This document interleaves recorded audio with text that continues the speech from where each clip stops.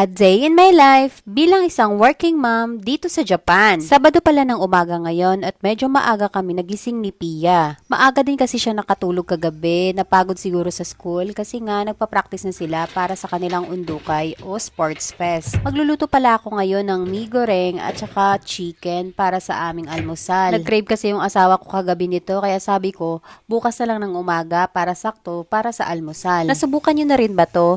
Nako, kung hindi pa, subukan nyo na kasi you missed a half of your life. Ha? Charot.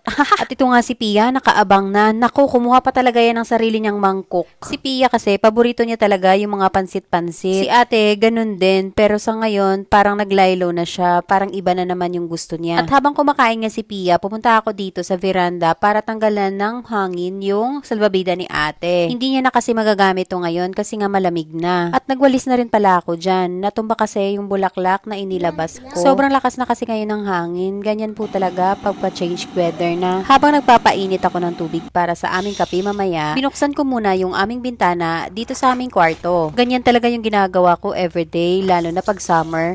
Pero sa ngayon, baka hindi na masyado kasi nga medyo palamig na. Salamat sa panonood. Please follow my page for more. Bye!